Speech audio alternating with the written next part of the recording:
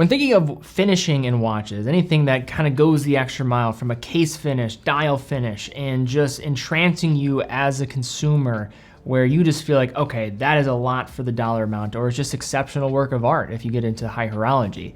But when you look under $1,000, are there any watches that actually have exceptional finishing for that money?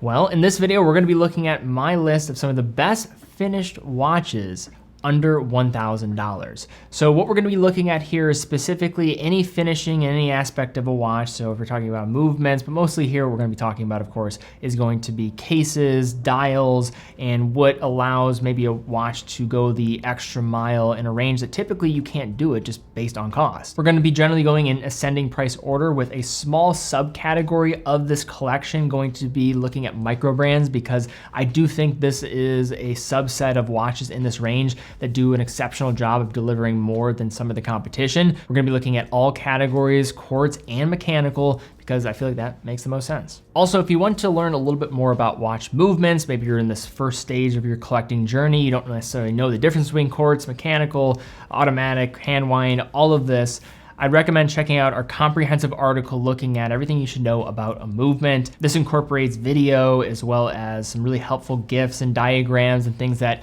I think will allow maybe you, if you're earlier on your journey, to understand the differences, what to consider, and why these little mechanical engines are so fascinating. A link will be in the description down below. To kick us off here, I'm just gonna lump in this entire category, and it's going to be Seiko 5 Sports. These watches, whether you're looking at the Seiko 5 Fields, you're looking at the Seiko 5 Sports collection specifically for the GMTs, the SSK collection, or if you're looking at the SRPD collection, more specifically the 5-1, those watches, they're all phenomenal. And I think you can get lost in every single type of variation here. I think many of them have different reasons why they're going to wow you. You look at the GMTs, it might be more of the finish of, say, the bezel inserts, the case is still well done, but I think more specifically, as you start to get into those traditional three-hand models, you're talking about just over $200, more specifically looking at some of those diver-oriented Seiko 5 Sports collection, looking at the concrete dials, looking at some of these different dial textures that they utilize. Even the raised elements of the dial just evoke something that's way more expensive than it actually is. This entire collection is phenomenal for this, not of course known for their movements and the finishing there, but that's gonna be the case for pretty much this entire list. So I think just Seiko 5 in general, if you just want a great finished watch from a dial standpoint. And Seiko, just a spoiler alert, is gonna be mentioned again on this list. Now, when it comes to finishing in this brand, it's sometimes, I mean, I think they're just so affordable that you probably can't say that they're, say, the best finished, but when it comes to this one, this is one that I think does shine a bit more, and that is the Orient Komatsu. So the Komatsu is known for being that mid-size when you're talking about the case length of the lug-to-lug dimension being much more compact, wears like a 39.5 to 40 millimeter on wrist, sapphire crystal, that's really what it's known for. But another reason why this watch is pretty special is just because of the dial is pretty interesting for the dollar amount. It has more of this textured background, but really it's just those raised elements that feels just a little bit more elevated compared to some of the competition. Now, is this going to be an exceptionally finished watch? No, but it's all relative to where it sits in the price range. And I think when you're talking about just what it's doing there, you look up close underneath the macro, it holds up, it looks great, and you are getting some three-dimensionality when you're usually dealing with watches that are more printed in nature. Next, we have the Seagull 1963. So this is probably the only, or one of the only watches on this list that is going to be on the list just because of the movement. Now, the dial and the case, pretty plain in its approach. You're looking at more of a blasted type of surface treatment on the dial. Now with this movement, this is coming from a Swiss Venus movement where parts were now being utilized by a Chinese manufacturer, but still you can't dismiss, we're talking about $300 to $400, what is going on here. Column wheel, chronograph movement, manual wound, so you can see everything, center wheel, column wheel, everything is on display, levers. It's a pretty nice looking movement. As you get closer, you start to see some of the imperfections, but just from a general layout, to get a movement that looks like this under $500, is still pretty cool. Despite Siegel's reputation, it's not really a serviceable movement, or at least something you would want to service just given the cost associated with the watch total amount. It still is pretty cool to look at in a consideration when you're looking at finish. That's a multifaceted idea, but for specifically just a great looking movement under $500, you have to mention this watch. So this watch absolutely needs to be considered on this list, and that is the Tissot PRX. Specifically, I'm going to mention the quartz more just because it is delivering the same case for less money. $375 for the quartz option, $650 for the mechanical option. If you just care about finish, then the quartz version is going to be for you. Now the dial on the Powermatic versions are a little bit more visually interesting, but if you even look at some of these quartz options, I do think the dials are nice. If you look at that mint version that has, if you get closer to it, this textured type of linear pattern, quite nice to look at. This case and bracelet is just phenomenal for the price range. When you're talking about integrated sports watches, the reason why this one caught on compared to others that tried to do it, one, Tissot has the history. This is based off a 1979 reference from their archive. But then number two is they didn't cut any corners when it came to the bracelet and the case.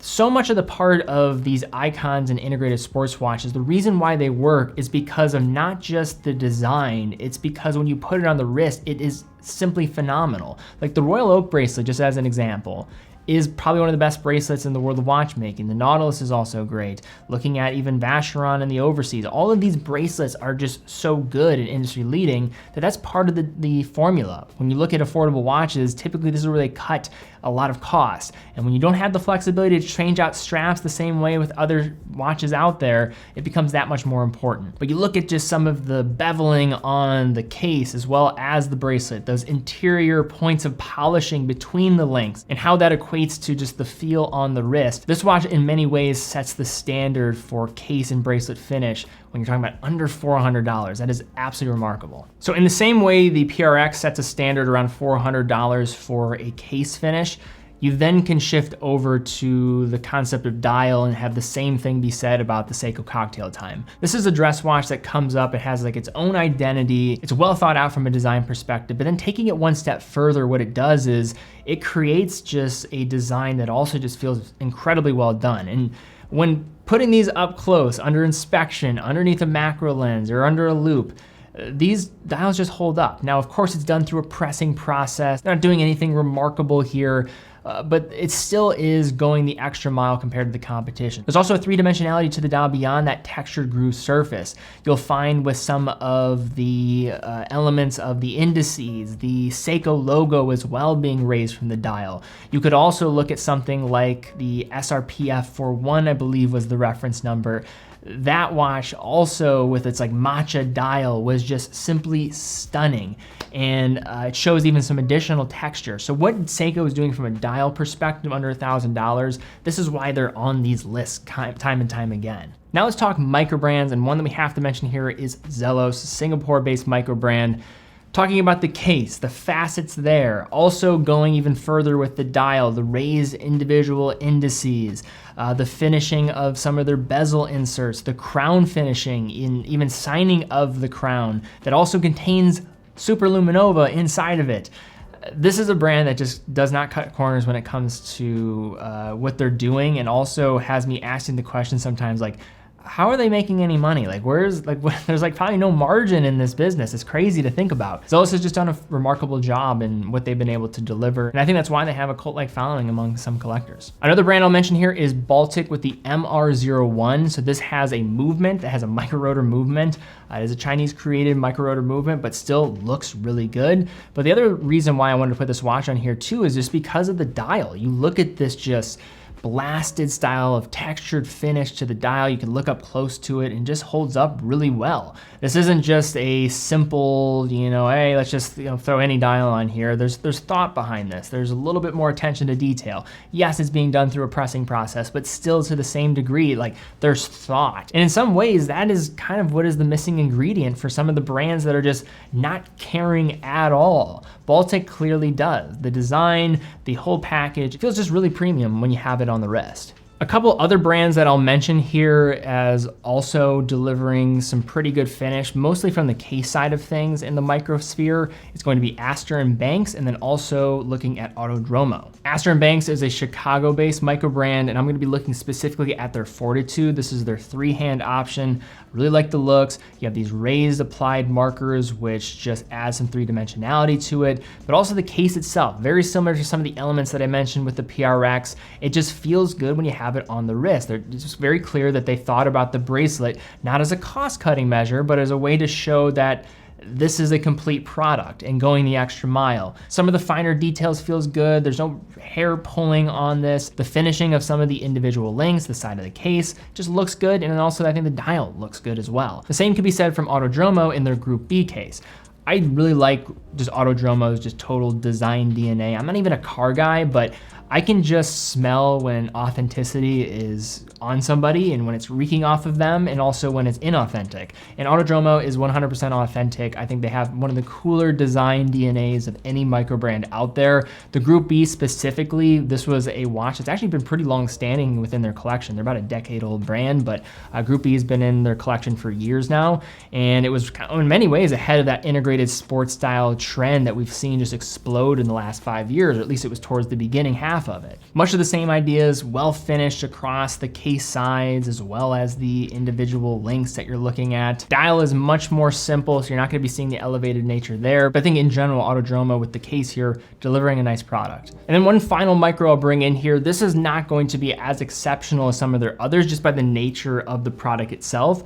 And that's Formex with their Field Auto. This is more of a blasted titanium case, has more of this frosted effect, but you still get the faceting and finish that looks really solid for what it's going for. It's not going to have the hits of polishing like some of their other offerings. If you looked at say like a Formex Reef as an example, which when you're looking over $1,000, just remarkable. Formex though does not cut corners when it comes to their finishing. They actually have connection to an OEM arm of their company with the family and the founder. So they know what they're doing with producing just high caliber parts, cases, bracelets. That's what they're known for. Now this is kind of their entry level option into their entire lineup. So I want to give them an honorable mention as well as you look at these, but also as a send up into above $1,000. I think Formex leaders when it comes to what they're doing from a finishing department. Now jumping back to mainstream brands, we have Bulova with their Lunar Pilot. So Bulova, when it comes to finishing, is a bit more hit or miss. Sometimes they absolutely nail it out of the park. Sometimes they're just more utilitarian in nature and they don't try to flex their muscles at all. But they certainly do that with the Bulova Lunar Pilot. Across the board, you're talking about the high precision quartz movement on the inside. But one of the secret things about the Lunar Pilot is you look at the design, you hear about some of the history affiliated with this watch, and you're like, all right, it looks really cool. But then you handle it in person, you're like, okay, wait, this is more than I expected. You're like, oh, Bulova's making watches like this?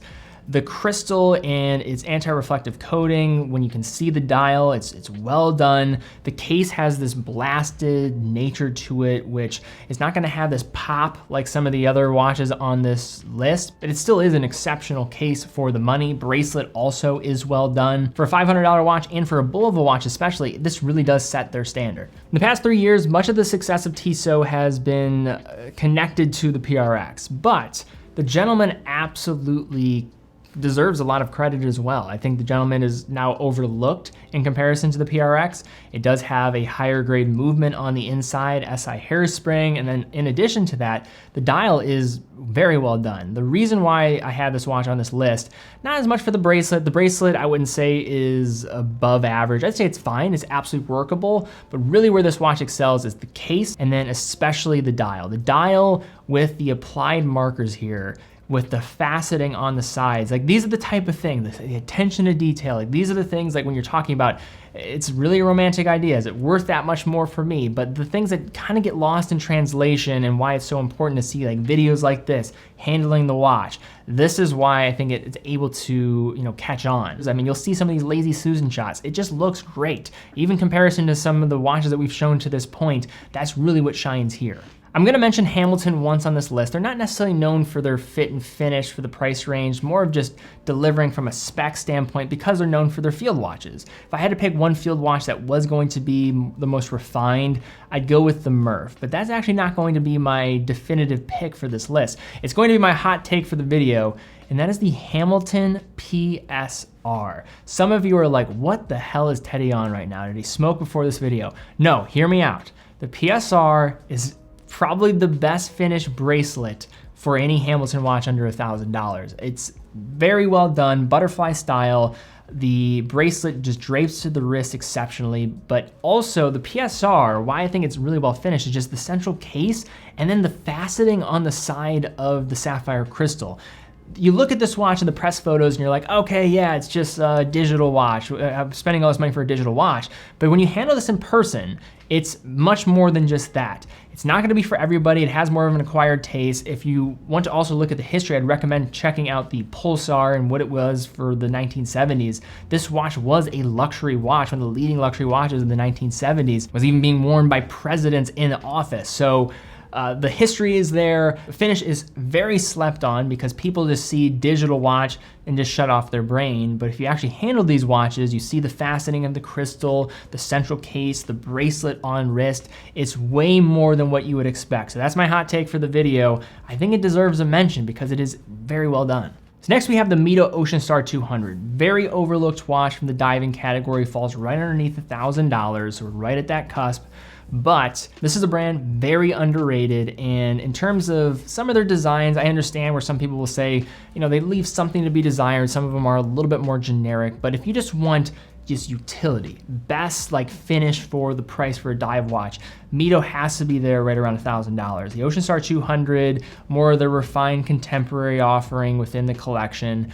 Really where it shines, the dials are going to be really solid, but mostly with the AR coating, the case finish, their bracelets are absolutely class leading. They also in many cases have on-the-fly adjustment, which I don't know why more brands don't do this. I mean, we're talking about, you know, criticizing some of these like luxury brands and how they don't have micro adjustment to this degree, even just having holes, let alone doing something like this where you can do it, you know, tool free. But it's all in the details, the bracelet, the applied markers, the AR coating and how everything just pops off from the dial itself, central casing and how they're able to play with different finishes here and there. Just simply a well done package. This brand just barely made it on this list because it just falls under $1,000 at the time, at least of recording this video. Price increases are happening all the time with all these different brands, so it's hard to keep up.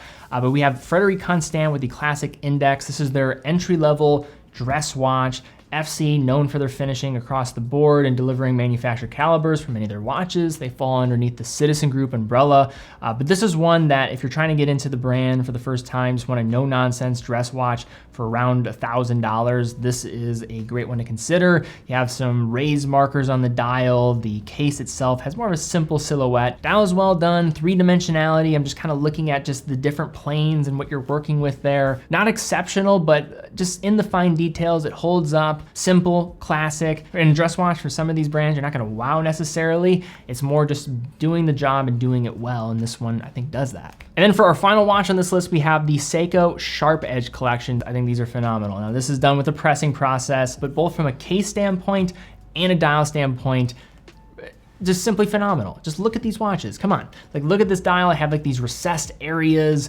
It just looks interesting. Then having the raised applied logo and markers on top of it. Then the case itself having some mixing of brushing and polishing, seeing those different edges and what it's going for there. But the dial to me, I think speaks for itself. I think these watches are phenomenal in the category of finishing, and I think goes to show that Seiko, as you're getting up the packing order of some of their collection, you could probably just do a whole video just dedicated to Seiko talking about finish for the dollar. I think they do really well, but this just from a look standpoint, I think speaks for itself.